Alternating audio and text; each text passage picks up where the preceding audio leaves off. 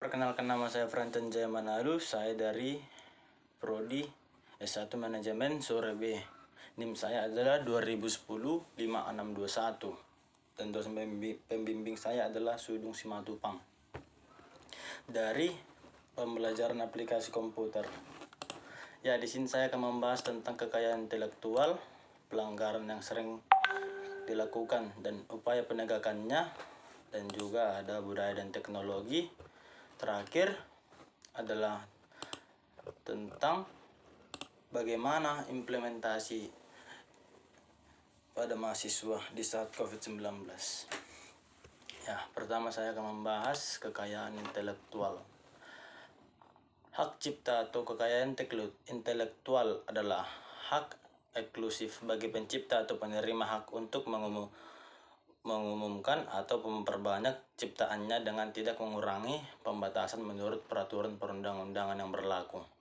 Perlindungan hak cipta ini sangat terkait dengan kepentingan aspek sosial dan ekonomi, sebab seseorang yang menghasilkan suatu karya cipta berpotensi menghasilkan rupiah yang melimpah dari mulai jutaan ini tentu sangat merugikan jika ada pihak lain yang melakukan plagiat atau pembajakan karya tersebut sehingga mengambil sebagian atau bahkan menghalangi hak finansial si pencipta karya sesungguhnya. Nah, di sini juga saya akan menjelaskan contohnya sebagai berikut. Contoh pelanggaran yang bisa terjadi di sekolah. 1. Seseorang siswa yang sengaja mengejek atau mencemooh siswa lainnya. Nah, contoh yang kedua, siswa secara sengaja terlibat tawuran dengan pelajaran lainnya ataupun teman satu sekolahnya. Nah, upaya penegakan pelanggaran yang sering kita lakukan di kekayaan intelektual. Pelanggaran 1. Copy paste jawaban dari Google. 2. Menfitnah sesama warga karena dendam. Bully sesama teman, merusak hasil karya ciptaan orang lain. Upaya menegakkannya. 1. Menghargai karya orang lain. Mematuhi norma dan peraturan yang berlaku. Menasihati teman yang melakukan kesalahan. Nah, di situ itu adalah pelanggaran yang sering kita lakukan dan upaya penegakannya. Nah, dan yang kedua, sini saya akan menjelaskan bagaimana implementasi komputerisasi pada mahasiswa di saat COVID-19.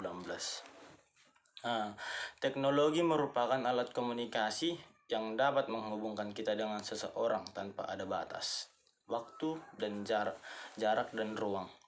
Kecanggihan teknologi sangat berkembang pesat, apalagi area globalisasi modern ini. Dengan memanfaatkan adanya teknologi, kita dapat mengetahui informasi apa saja yang terjadi di dunia ini. Perkembangan COVID-19 ini sudah menyebar di berbagai negara dan sudah menyebar di 190 negara. Untuk mengurangi penyebaran, pemerintah di berbagai negara menerapkan kebijakan social distancing, yaitu kebijakan non-farmasi ini mencegah penyebaran wabah dengan cara menjaga jarak. Perkembangan COVID-19 ini sudah menyebar berbagai negara. Nah, di sini juga kita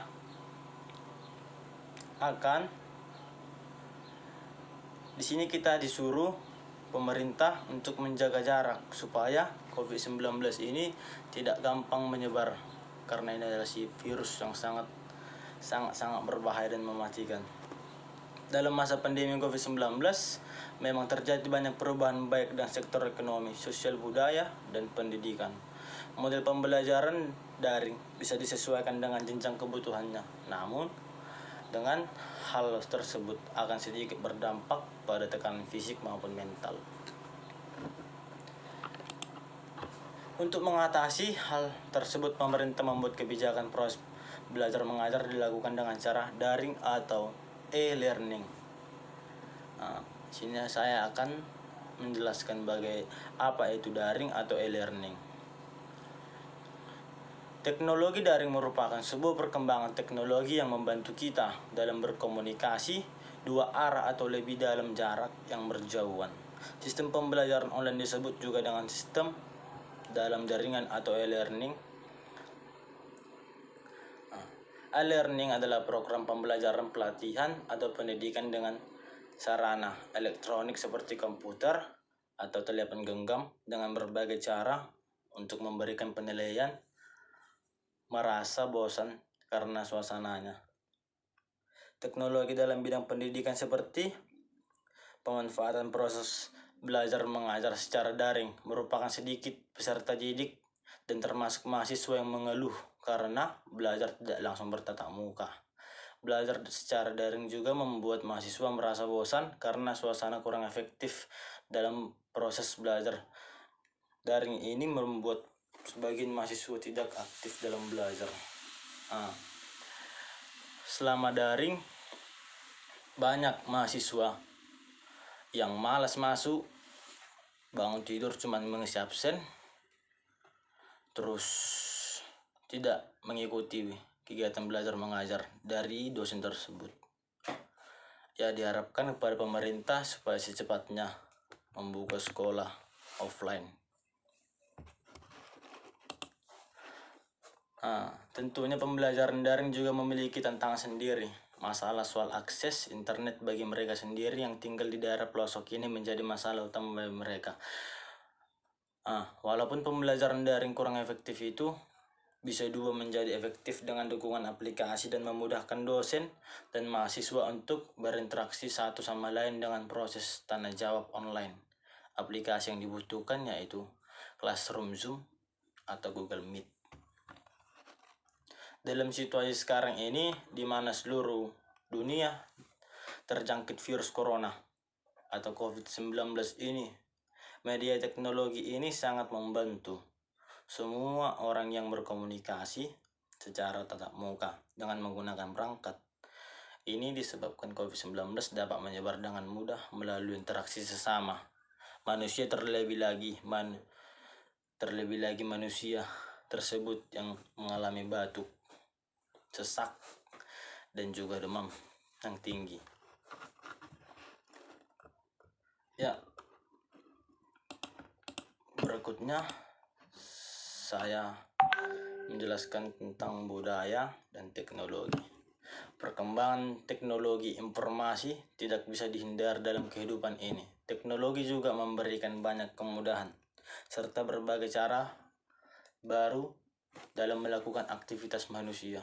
Perkembangan dunia teknologi demikian cepat dewasa ini telah membawa perubahan yang luar biasa bagi budaya manusia, terutama di Indonesia. Ya, sekian dari saya, Franten Jaya Manalu. Itu adalah tadi macam-macam tentang kekayaan intelektual, pelanggarannya, budaya teknologi, dan implementasi komputerisasi pada mahasiswa di saat COVID-19. Terima kasih. Sampai jumpa di lain waktu.